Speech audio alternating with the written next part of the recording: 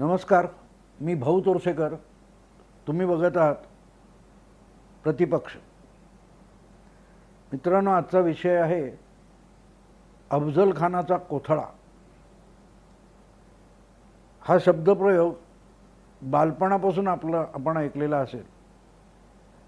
शिवाजी महाराजांनी वेढा देऊन बसलेली जी अफजल खानाची सेना होती, तिचा पराभव जो केला होता, त्या संदर्भातली घटना आहे की त्याच्याशी वाटाघाटी करायला गेलेले शिवाजी महाराज यांच्याशी अफजल खान गळाभेट करत असताना त्यांना घातपाताने मारू बघत होता. तेव्हा महाराजांनी वाघनखं काढून अफजल खानाचा वध केला आणि तेव्हा त्याचं जे काही शरीर फाडलं त्यातून बाहेर आलेल्या अवयवाला कोथळा म्हणतात. त्यामुळे अफजल खानाचा कोथळा काढला हा शब्दप्रयोग आपल्याकडे प्रचंड बालपणापासून परिचित झालेला असतो. गेल्या 100 वर्षातल्या सगळ्या पिढ्यांना तो शब्द चांगला माहिती आहे. आज त्याचा काय संबंध आहे तर मला नेमकं आठवत नाही, पण कुठच्या तरी विनोदी मराठी साहित्यिक लेखकाची ही कथा आहे, अफजल खानाचा कोथळा. आणि फार मजेशीर कथा आहे ती. त्याचा इतिहासाशी काही संदर्भ नाही आहे, संबंध नाही आहे. पूर्वीच्या काळामध्ये, आता कितपत होते मला माहीत नाही, पण पूर्वीच्या काळामध्ये शाळांची जी मान्यता आहे आणि दर्जा आहे याच्यासाठी इन्स्पेक्शन व्हायचं. शिक्षण खात्याचे कोणीतरी वरिष्ठ अधिकारी शाळेत जायचे आणि त्या शाळेचा कारभार कसा चालू आहे, मुलांची किती प्रगती झाली आहे हे बघायला जायचे. आणि त्यावेळेला ते नुसतेच शिक्षक आणि वगैरे बघायचे नाहीत, तर मुलांना जाऊन काही प्रश्न विचारायचे, कुठल्या चालू असलेल्या वर्गात जायचे. तर अशा प्रसंगावर आधारित ही कथा आहे. अशाच एका शाळेमध्ये कुठल्या तरी ग्रामीण भागातल्या इन्स्पेक्शनला शिक्षण खात्याचे अधिकारी आलेले आहेत आणि ते एका वर्गात जातात आणि त्या वर्गात इतिहासाचा तास चालू असतो. तर ते तिथे मुलं आल्यावर नमस्कार वगैरे काय ते म्हणतात आणि मग आता ते इतिहासाचा प्रश्न विचारायचा म्हणून एक प्रश्न मुलांना विचारतात की अफजल खानाचा कोथळा कोणी काढला. आता सगळीच मुलं चपापून एकमेकाकडे बघत असतात. इतक्यात एका मुलाकडे बोट दाखवून ते अधिकारी विचारतात, बाळा तू सांग रे, अफजल खानाचा कोथळा कोणी काढला. तर ते बिचारं पोर उभं राहतं आपल्या जागी आणि गांगरून इकडे तिकडे बघत असतं आणि पहिलं आपल्याच वर्गातल्या मास्तरांकडे बघतं जे त्या वर्गात इतिहास शिकवत असतात. आणि मास्तर त्याला दटावत असतात आणि इशारा करत असतात, हो म्हणून असा इशारा करतात आणि ते त्याला सांगत असतात, सुचवत असतात की तू कोथळा काढलास हे कबूल करून टाक, विषय संपू देत, असं तो न बोलता सांगत असतात. पण त्याच्यामुळे शिक्षा होईल या भीतीपोटी ते बिचारं बाळ, त्या वर्गातला तो विद्यार्थी दबलेल्या आवाजात त्या वरिष्ठ अधिकाऱ्यांच्या प्रश्नाला उत्तर देतो की मी नाही काढला. म्हणजे अफजल खानाचा कोथळा कोणी काढला याचा इतिहासातला संदर्भ बाजूला पडतो आणि तो मुलगा म्हणतो अफजल खानाचा कोथळा मी नाही काढला. आता हे त्या मुलाचं ज्ञान अगाध बघून अधिकारी थक्क होतात आणि ते मास्तरांकडे वळतात आणि म्हणतात, का हो मास्तर, हा पोर काय उत्तर देते हा मुलगा. मास्तर अतिशय ठामपणे आत्मविश्वासाने अधिकाऱ्यांना सांगतात, डिपोटी कोण असतात, इन्स्पेक्टर आलेले त्यांना, की खात्री बाळगा साहेब, अफजल खानाचा कोथळा ह्याच कार्ट्याने काढला असणार. हे अमुक तमुक काय गुरुवाचं किंवा अमुक धोब्याचं कार्ट आहे ना, हे गावात वळून टाकलेलं पोर आहे. गावातल्या सगळ्या खोड्या हेच कार्ट काढतं. त्यामुळे अफजल खानाचा कोथळा जर काढला असेल तर तो यानेच काढलेला असणार. आता हे इतिहासाच्या मास्तरांचं उत्तर ऐकून अधिकारी अधिकच थक्क होतात, इन्स्पेक्टर थक्क होतात, चकित होतात. ते म्हणतात, तो मास्तर तुम्ही काय बोलताय. मी तोंड मास्तर म्हणतात, काळजी करू नका, या पोरांना सगळ्यांना मी वटणीवर आणतो, मला माहिती आहे हेच कार्ट असणार. शेवटी तो वर्ग सोडून अधिकारी म्हणतात हेडमास्टरांना घेऊन या. शाळेच्या हेडमास्टरांना बोलवलं जातं आणि त्यांना म्हणतात बघा ही मुलं काय उत्तर देतात. त्या मुलांनी काय उत्तर दिलं तर वर्गाचे मास्तर हेडमास्टरांना समजावतात काय झालं ते. तर हेडमास्टर शांतपणे त्या अधिकाऱ्यांना सांगतात काळजी करू नका, निश्चिंत राहा. हे आमचे इतिहासाचे मास्तर आहेत ना, यांचा फार धाक आहे मुलांना, वचक आहे. या मुलाने जर कोथळा अफजलखानाचा काढला असेल आणि तो कुठल्याही दुसऱ्या विद्यार्थ्याच्या दप्तरात लपवला असेल तर त्याला चिंचेच्या फोकाने फोडून काढून हे मास्टर तो कोथळा तुम्हाला परत देतील, अजिबात काळजी करू नका. आता त्या इन्स्पेक्टरला किंवा त्या शिक्षण खात्याच्या अधिकाऱ्याला कपाळावर हात मारायची पाळी येते. म्हणजे त्याचा समज असतो की विद्यार्थ्याला ज्ञान कमी आहे की तो ढ मुलगा आहे. पण मास्तर आणि हेडमास्टर यांची उत्तर आणि खुलासे ऐकून तो ते इन्स्पेक्शन गुंडाळतो आणि निघून जातो, अशी ती कथा आहे. सांगायचा मुद्दा मित्रांनो इतकाच की हे जे हेडमास्टर आणि वर्ग शिक्षक किंवा ते इतिहासाचे शिक्षक जे आहेत त्यांची ती कथा वाचल्यावर हसू येतं. साहजिकच आहे, तुम्ही कथा वाचलीत तर तुम्हाला हसू येईल. मला आठवत नाही आता त्या लेखकाचं नाव आठवत नाही, पण मी पूर्वीच्या काळात वाचलेली आहे तेव्हा मी पोट धरून हसलो होतो. मग आज त्याचा संदर्भ काय? आज मी ही गोष्ट तुम्हाला थोडक्यात तिथला आशय का सांगतोय तर आपल्या देशामध्ये ते सगळे जे हेडमास्टर आणि इतिहासाचे मास्तर होते त्या लेव्हलची जी, त्या पातळीवरची जी बुद्धिमत्ता आहे त्याला बुद्धिमंत विचारवंत, पुरोगामी विचारवंत म्हणायची एक फॅशन झालेली आहे. ते मास्तर इतिहासाचे काय उत्तर देतात लक्षात घ्या. तो हे अमुक अमुक कार्ट गावातल्या सगळ्या खोड्या हेच कार्ट काढतं, त्यामुळे अफजल खानाचा सुद्धा कोथळा काढला असेल तर यानेच काढला असेल. आणि त्याच्या पुढचे हेडमास्टर काय सांगतात, त्यांनी कोणाच्या दप्तरात लपवला असेल तरी हेच मास्तर शोधून देतील. या दोघांचा आत्मविश्वास आपण लक्षात घेतला पाहिजे. तो आत्मविश्वास जर तुम्ही बारकाईने समजून घेतलात तर आपल्या देशातले जे तमाम कोणी बुद्धिमंत, विश्लेषक, राजकीय अभ्यासक, जाणकार, टी व्हीवर चर्चेला येणारे बघितले तर त्यांच्यामध्ये आपल्याला तो विश्वास दिसतो. कुठलीही चर्चा असो, ती कुठलीही चर्चा ते भाजप आणि काँग्रेसवर आणून ठेवतात.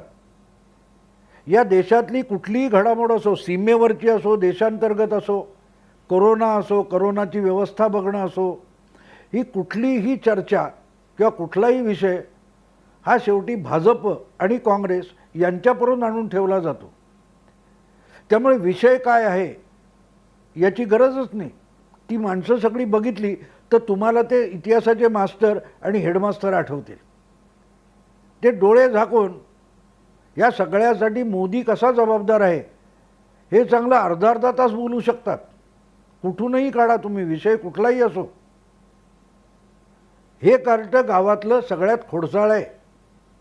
त्यामुळे काहीही गफलत झाली असेल तर ती त्यानेच केलेली असणार, याचा जो आत्मविश्वास त्यांच्यामध्ये असतो तो त्यांच्या एका गृहीतावर असतो. आणि त्या गृहीतामुळे गावातलं ते खरंच कार्ट खोडसाळ असेल, नाही असं नाही आहे.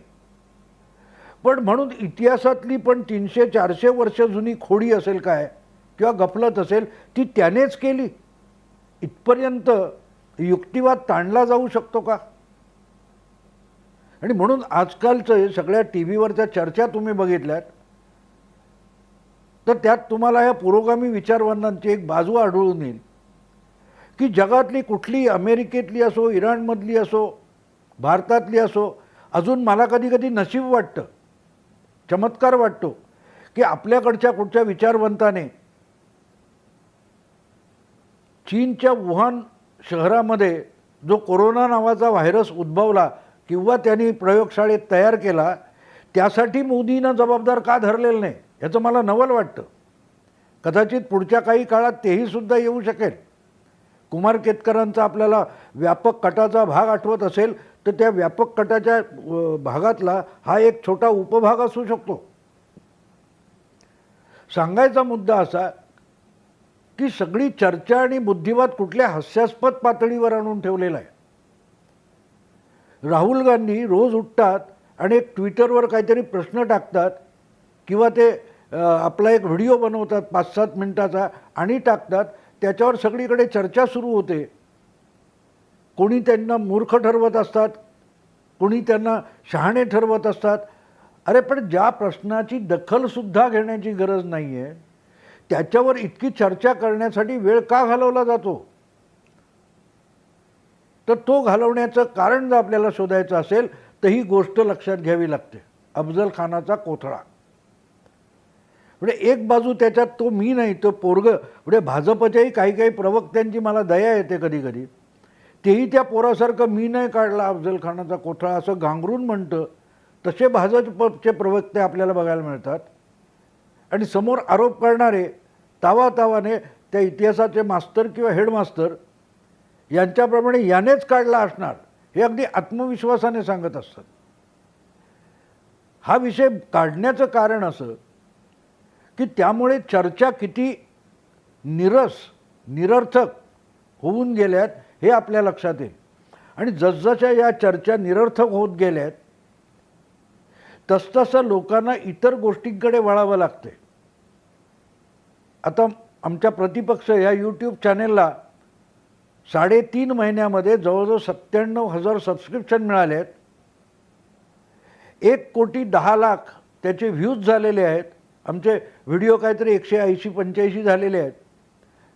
पण साधारणतः माझ्या या चॅनेलला रोजच्या रोज 1.5 ते 2.25 लाख लोक भेट देतात किंवा व्ह्यूज त्याचे दृश्य बघतात व्हिडिओ. याचं मलाही नवल वाटतं. आणि मी जेव्हा त्याचा शोध घ्यायला लागतो तेव्हा मला लक्षात येतं की हे सगळे माझ्या चॅनेलकडे किंवा व्हिडिओकडे येणारा वर्ग आहे हा त्या इतिहासाचे मास्तर आणि हेडमास्टर यांच्या वर्गात जायला कंटाळलेला वर्ग आहे. त्यांच्या लक्षात आलं की आपली असलेली बुद्धी पण नष्ट होईल असल्या मास्तर आणि हेडमास्टरांच्या नादी लागलो तर. तसा हा वर्ग मेन लाईन मीडियापासून दुरावत चाललेला आहे. कारण त्या चर्चेला काही अर्थच उरलेला नाही कुठूनही. अर्थात भाजप आणि काँग्रेस हे 2 प्रमुख पक्ष आहेत. पण म्हणून प्रत्येक गोष्ट त्या 2 पक्षांपुरती होत नसते. त्याखेरीज अनेक पक्ष आहेत त्यांच्याकडून काही गोष्टी चालल्या आहेत. उदाहरणार्थ मी तुम्हाला सांगेन की या देशामध्ये एक ओडिशा नावाचं राज्य आहे. गेली जवळजवळ 20 वर्ष तिथे नवीन पटनाईक नावाचे गृहस्थ मुख्यमंत्री म्हणून काम करत आहेत. 1 वर्षापूर्वी 5व्यांदा त्यांनी ओरिसामध्ये विधानसभेमध्ये बहुमत मिळवलं. 5व्यांदा. 99 साली ते राजकारणात आले. तोपर्यंत ते त्यांचे वडील राजकारणात होते नेहरूंच्या काळापासून, बिजू पटनाईक. पण हा त्यांचा मुलगा हा व्यवसायात होता, राजकारणात नव्हता. पण 99 साली तो राजकारणात आला आणि त्याने आपल्या वडिलांच्या नावाने बिजू जनता दल नावाचा पक्ष काढला. भाजपबरोबर युती करून मुख्यमंत्री झाला. पुढल्या काळात भाजपशी पटलं नाही, तो वेगळा झाला. पण तरीही तो परत विधानसभा जिंकत राहिला. 5व्यांदा त्यांनी 1 वर्षापूर्वी विधानसभा जिंकली. पण आपल्याला त्याचं नाव पण ऐकायला मिळत नाही. उद्धव ठाकरे, केजरीवाल, मनोहरलाल खट्टर, योगी, आणखीन कोण, येदियुरप्पा, कमलनाथ, ही नावं आपण नित्यनेमाने ऐकतो. ममता बॅनर्जी. पण नवीन पटनाईक यांचं नाव आपण ऐकत नाही. ओरिसामध्ये काय चाललंय? ओरिसा हे राज्य भारतात आहे का अशी कधी कधी शंका येते. कारण या टीव्हीच्या बातम्यांमध्ये किंवा रोजच्या वर्तमानपत्रामध्ये आपल्याला ओरिसात काय चाललं हे माहीत नाही आहे. हा माणूस हा राजकीय अभ्यासाचा विषय आहे की गेल्या 20 वर्षामध्ये देशाच्या अनेक राज्यांमध्ये बऱ्याच उलथापालथी झाल्यात. कदाचित ते एक राज्य आहे की जिथला मुख्यमंत्री कायम राहिलेला आहे. पण दुसरा कुठलाही मुख्यमंत्री 5व्यांदा बहुमत मिळवू शकलेला नाही किंवा सत्तेत राहू शकलेला नाही, निवडून येऊ शकलेला नाही. याचा अर्थ त्यांनी फार अगदी प्रगती केली, ओरिसामध्ये उत्तम कारभार केला असं म्हणायचं का? बिलकुल नाही. आजही देशातला तुलनेने सर्वाधिक गरीब असं राज्य ओरिसा आहे. त्याची दुर्दशा मध्ये मध्ये आपण बघत असतो. आत्ता देखील स्थलांतरित मजुरांचा प्रश्न आला तेव्हा किती हलाखीची परिस्थिती ओरिसामध्ये आपण ती बघत होतो. मग तिथली जनता या माणसाला किंवा त्याच्या पक्षाला पुन्हा पुन्हा बहुमत का देते? तर तो मतदार शहाणा आहे. त्याला कळतं की याच्या आधी काही चांगली परिस्थिती नव्हती, पण नवीन बाबू पटनाईक मुख्यमंत्री झाल्यापासून फार बिघडली सुद्धा नाही, फार तर किरकोळ सुधारली असेल. काय अगदी सुंदर कारभार झाला असं बिलकुल नाही. पण त्याही वाईट परिस्थितीमध्ये, गरिबीमध्ये, दारिद्र्यामध्ये आपल्या जनतेला निदान सुसह्य जीवन द्यावं यासाठी नवीन बाबू पटनाईक प्रयत्न करत असतात आणि लोक त्यांना पुन्हा पुन्हा निवडून देतात. कुठल्याही वर्तमानपत्रामध्ये किंवा मीडियामध्ये, टी व्हीच्या चॅनेलवर नवीन बाबू यांची चर्चा होत नाही, त्यांच्यावर आरोप होत नाहीत. म्हणजे होत असतील तिथल्या स्थानिक राजकारणामध्ये, पण त्याची राष्ट्रीय पातळीवर चर्चा नसते. किंवा हे नवीन पटनाईक हे महागठबंधन वगैरे वगैरे असली जी चर्चा चालते, पुरोगामी आघाडी, या कशातही नसतात. ते त्यापासून अलिप्त असतात. काही प्रसंगी ते केंद्रातल्या मोदी सरकारच्या विरोधातही उभे राहिलेले आहेत. काही वेळेला त्यांनी मोदी सरकारचं समर्थनसुद्धा केलेलं आहे. अगदी गेल्या वर्षीची, आता काही महिन्यापूर्वीची गोष्ट आहे, अम्फन नावाचं वादळ, चक्रीवादळ आलं आणि ओरिसा आणि बंगाल याच्या दोन्ही किनाऱ्यावर त्यांनी प्रचंड धमाल उडवून दिली, विध्वंस केला. नरेंद्र मोदी स्वतः भेट द्यायला गेलेले होते. त्यातूनही ओरिसा सावरला. गेल्या वर्षी जेव्हा असंच वादळ आलं तेव्हाही पंतप्रधान तिथे भेट द्यायला गेले होते. त्यांच्याशी अगदी सलोख्याचे संबंध ठेवून चांगली मदत केंद्राकडून नवीन पटनाईक यांनी मिळवली. पण ममता बॅनर्जी मोदींच्या भेटीला गेल्या नाहीत. बंगालचं नुकसान झालं. पण ज्या पद्धतीत नवीन पटनाईक काम करतात आणि परत परत निवडून येतात, तर त्यामागचं रहस्य काय आहे? त्यांनी फार सुखवस्तू देश आपला प्रांत केला असं बिलकुल नाही. तरीही ती जनता त्या माणसाला परत परत का निवडते? याच्यावर राजकीय उहापोह होत नाही. का होत नाही? का तिथे मोदी नावाचं पात्र येत नाही. भाजप आणि काँग्रेस असा संघर्ष रंगवता येत नाही. म्हटल्यावर ओरिसा आपल्या सगळ्या राजकीय, सामाजिक, बौद्धिक प्रांत जो आहे त्याच्यातून ओरिसा हे चॅप्टरच क्लोज करून टाकलेले आहे. बाकी राजकीय चर्चा कशावर होणार?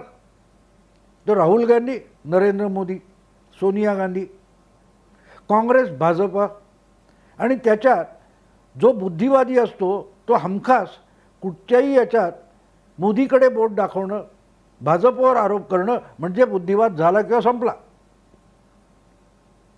आणि त्यामुळे मला ती कथा आठवली की हे टीका करतात तर अनेकदा ती निरर्थक टीका असते आणि टीका करण्यासारख्या जागा असतात त्याही सुटून जातात. याचं कारण काय? तर ते जे इतिहासाचे मास्तर आणि हेडमास्तर यांच्या डोक्यात जे ठाम आहे, आता याचंही थोडं विश्लेषण करायला पाहिजे की त्या मास्तरांचं एक गृहीत आहे की कुठलीही खोडी काढली तर हेच कार्ट काढणार, आणि त्यामुळे कान पकडायचा तर त्याच पोराचा पकडला पाहिजे. मग इतिहासात 300 वर्षापूर्वी घडलेली घटना असेल तरी त्याला तोच जबाबदार आहे, ही त्या इतिहासाच्या मास्तरांची किंवा वर्ग शिक्षकांची खात्री आहे. पण त्याच्या पुढची गंमत बघा की यातला खोडेपणा हेडमास्तरांच्याही लक्षात येत नाही. आता हेडमास्तर हे मास्तरांपेक्षा अधिक बुद्धिमान मानले पाहिजेत. त्यांचे वरिष्ठ आहेत, त्यांना मार्गदर्शन करणारे आहेत. तसं राहुल गांधी किंवा त्यांचे जे कोणी सोनिया गांधी वगैरे असतील ते प्रत्येक गोष्टीत मोदींच्या विरोधात बोलणार. आणि मग हेडमास्टर म्हणजे संपादक वर्ग, इंटलेक्च्युअल प्राध्यापक वर्ग जो विद्यापीठातला आहे बुद्धिवादी पुरोगामी, तो लगेच राहुल गांधीच यातून देशाला मार्ग काढून देतील असा युक्तिवाद उभा करणार. ते हेडमास्टर काय म्हणतात की काळजी करू नका साहेब, त्या पोराने जर कोथळा काढला असेल आणि कोणाच्या दप्तरात लपवला असेल तर हेच मास्तर, यांचा वचक आहे, हे मास्तर तो कोथळा शोधून देतील. त्या पद्धतीत हे सगळे पुरोगामी बुद्धिमंत हे ठामपणे राहुल गांधी काँग्रेसचं पुनरुज्जीवन कसं करणार आणि भाजपला कसं हरवणार याचा युक्तिवाद सुरू करतात. आणि म्हणून मला ती गोष्ट आठवली. पण या लोकांना तेच मोदी हे आव्हान असो, ते नवीन पटनाईक कसं पेलतात याचं उत्तर शोधावं असं सुद्धा वाटत नाही, गरज वाटत नाही त्यांना. त्यांच्या लेखी सगळी गणितं तयार आहेत, सगळं तयार आहे, त्याप्रमाणे नाही घडलं तरी घडणार असा जेव्हा बुद्धिवाद होतो तेव्हा मग लोकशाही धोक्यात येते. ती लोकशाही भाजपला बहुमत आहे किंवा मोदींची सत्ता खंबीर आहे म्हणून लोकशाही धोक्यात येत नाही, संविधान धोक्यात येत नाही. संविधान पर्यायी पक्ष नसला तर धोक्यात येतो. आणि पर्यायी पक्ष काँग्रेस नाही आहे. कारण आपण संघटना वाढवून जनतेचा विश्वास संपादन करून मोदी किंवा भाजपला हरवावं ही इच्छा काँग्रेस हरवून बसलेली आहे. ही इच्छाच नाही आहे. पण काँग्रेसचे सगळे निर्णय राहुल गांधी घेणार आणि ते कोणालाही भेटणार नाही. ज्योतिरादित्य शिंदे पार्टीतून निघून गेले, भाजपात गेले, तर राहुल गांधींनी एक ट्विट केला, त्यांना माझी दारं कायम उघडी होती, ही वॉज फ्रेंड. पण तरीही तो का गेला याचं उत्तर कोणाकडे आहे का नाही आहे. त्याचं खापर भाजप गुन्हेगार आहे. भाजप आमदार फोडतो. अरे पण आमदार फुटतात तुमचे, तर आपले आमदार का फुटतात याचा तर विचार करायला पाहिजे. मी तोंडाला मास्क लावून बाहेर का फिरणार, तर मला कोरोना होऊ नये. मला कोरोना झाला तर तो कोरोनाचा दोष आहे किंवा आणखीन कोण म्युन्सिपाल्टीचा दोष आहे असं सांगितल्यामुळे मला कोरोनाने घासून मारणं यातून माझी सुटका नसते ना. आणि म्हणून हा विषय का चर्चेला गेला पाहिजे की काँग्रेस हा पर्याय राहिलेला नाही. कारण काँग्रेसला ती इच्छा नाही आहे. त्यामुळे काँग्रेसला आधी पर्याय काढला पाहिजे. म्हणजे काँग्रेसच्या जागी दुसरा कुठचा तरी एक प्रमुख भाजपला आव्हान देऊ शकेल असा निदान 10-12 राज्यात असलेला पक्ष उभा करायला पाहिजे. पूर्वीच्या काळात जे समाजवादी होते तेच नंतर जनता दल वगैरे झालं. ते जनता दलाचे तुकडे कर्नाटकात आहे, तुमच्या उत्तर प्रदेशात आहे, बिहारमध्ये आहेत. हे जे बारीक बारीक पसरलेले जनता दल किंवा जनता पार्टी किंवा पूर्वाश्रमीचे समाजवादी यांनी एकत्र यायचं ठरवलं तरीही तो पर्याय उभा राहू शकेल. पण काँग्रेस हा पर्याय नाही आहे. काँग्रेसमध्ये त्या शाळेतला तो मास्तर आहे ज्याच्या काही ठाम समजुती आहेत आणि त्या समजुतीतून तो मास्तर बाहेर पडायला तयार नाही. आणि त्यामुळे तो म्हणतो हाच दोषी आहे. मुद्दा असा आहे की तो पर्याय हेडमास्टरांनी काढला पाहिजे. आणि हेडमास्टरांनी किंवा ह्या देशातले जे पुरोगामी बुद्धिमंत असतील किंवा जे काय प्राध्यापक विश्लेषक असतील त्यांनी ही भूमिका पुढे आणली पाहिजे की काँग्रेस हा पर्याय नाही आहे. काँग्रेस हा पर्याय नाही आहे. पर्याय म्हणून दुसरा पक्ष उभा करावा लागेल की जो भाजपशी तुल्यबळ लढत देऊ शकेल.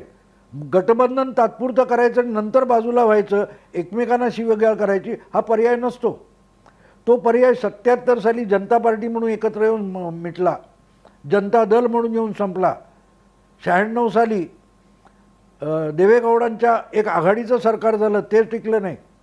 नंतर UPA काँग्रेसलाच एकात घेऊन झालं, तेही संपलं नाही. पण हा सगळा अनुभव लक्षात घेऊन जेव्हा मोदींनी काँग्रेसला तुल्यबळ असा पक्ष उभा करायचा भूमिका घेतली किंवा त्याच्या आधी भाजपने घेतली, त्यातून आजचा भाजप जो आहे हा उभा राहिलेला आहे. पण तो इतका समर्थ होता कामा नये की त्याला कोणाची कोण टक्कर देत नाही, मग लोकतंत्र धोक्यात येतं. काँग्रेस जी वर्षानुवर्ष निवडून आली याचं कारण सोपं होतं की काँग्रेसशी टक्कर देऊ शकेल असा देशव्यापी तुल्यबळ पक्ष नव्हता. आज भाजपची तशी अवस्था झाली तर भाजपची सुद्धा काँग्रेस व्हायला वेळ लागणार नाही. कारण आपल्याला पर्याय नाही म्हणूनच आपण निवडून येतो या भ्रमात काँग्रेस राहिली आणि अधिकाधिक भ्रष्ट आळशी होत गेली आणि काँग्रेस संपली. तसाच भाजपसुद्धा संपेल. भाजप राहावा हे मलाही वाटतं, पण तो भाजप करप्ट होता कामा नये, भ्रष्ट होता कामा नये आणि त्याने जनहिताची कामं केली पाहिजेत. तर त्याला धारेवर धरणारा समर्थ विरोधी पक्ष पाहिजे. मतदारासमोर पर्यायसुद्धा पाहिजे, पण तो पर्याय काँग्रेस नाही आहे. जसा भाजपने 1985 नंतर प्रयत्नपूर्वक 35 वर्षामध्ये 30 वर्षामुळे जे संघटन उभारलं, ज्याचा फायदा घेऊन मोदी बहुमत मिळवू शकले, तसा भाजपला पर्याय कोणीतरी उभा करावा लागेल. तो पर्याय काँग्रेस नाही आहे. कारण काँग्रेस त्या गोष्टीत अडकलेली आहे. ती गोष्ट अफजल खानाचा कोथळा अशी आहे. त्या अफजल खानाच्या कोथळ्यात अडकून पडलेली जी काँग्रेस आहे ती भाजपला पर्याय होऊ शकत नाही. ते मास्तर पर्याय होऊ शकत नाहीत. जर हेडमास्टरांना हे समजणार नसेल तर हेडमास्टर बदलावा लागेल आणि नवा पर्याय भाजपसाठी पर्यायी पक्ष उभं करण्याचा निर्णय आणि त्यासाठीचा विचार हा कुठल्या तरी गोटातून पुढे आला पाहिजे. नाही तर पुढली 20 वर्ष भाजप निवडून येईल, पण तो भाजप असणार नाही. ती दुसरी भ्रष्ट आळशी आणि मस्तवाल काँग्रेस झालेली असेल. आणि म्हणून हे जे सतत तेच बोलतात ना, अफजल खानाचा कोथळा त्याच पोराने काढला असं म्हणणारे, त्यांचा लोकांना कंटाळा येतोय. याचं कारण त्यांचं विश्लेषण संपलं आहे. काँग्रेस संपलेली आहे. पर्याय आवश्यक आहे. त्या पर्यायाशिवाय लोकशाहीला धोका आहे, संविधानालाही धोका आहे. कारण संविधान परिपूर्ण आहे, पण ते संविधान राजकीय पर्याय देणे असला तर उपयोगी आहे. मित्रांनो, तुम्हाला हा व्हिडिओ आवडला तर मित्र परिचितांना फॉरवर्ड करा. प्रतिपक्ष एक वेगळी आणि नवी बाजू मांडत असतो, गोष्टी उलगडून सांगत असतो. त्याला अधिकाधिक सदस्य व्हा, सबस्क्राईब व्हा. आत्ता इथेच थांबतो. नमस्कार.